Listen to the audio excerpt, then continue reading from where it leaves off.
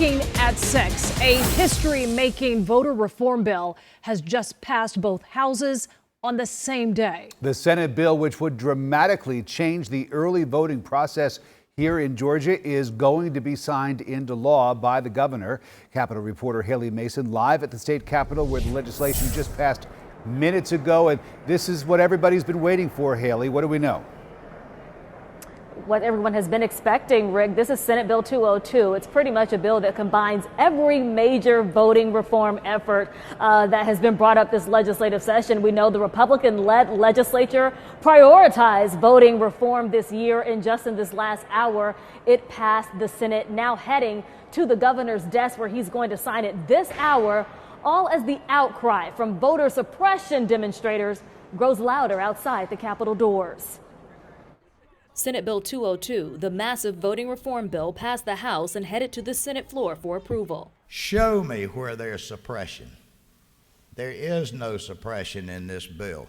Republicans arguing the bill expands access to the ballot box. Well, I won't repeat the many good additions to this package of election reforms that will increase accessibility, increase transparency, and increase election integrity. Democrats, though, pointing out that it tightens voting hours, limits absentee ballot drop boxes to a minimum of only one per county, accessible during voting hours, not around the clock, allows more scrutiny of voter eligibility, and makes it a misdemeanor to give food or water to voters in line. Representative Erica Thomas quoting the late John Lewis. It is unbelievable that there are still some people that are trying to stop people from voting today.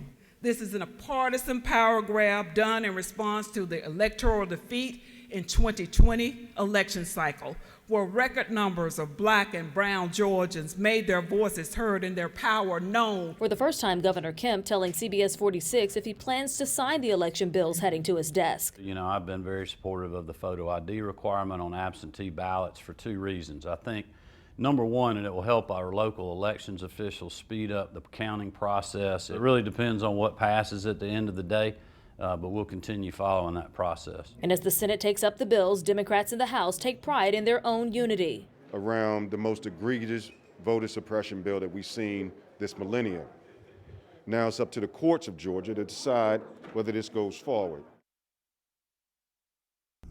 Colleague Adam Murphy that was able to get the governor to confirm hours ahead of this announcement that he would sign this voting bill, or at least he indicated he did. He now says he will sign it at 6:30 and give remarks after. Reporting live at the state capitol outside the governor's office, Haley Mason, CBS 46 News.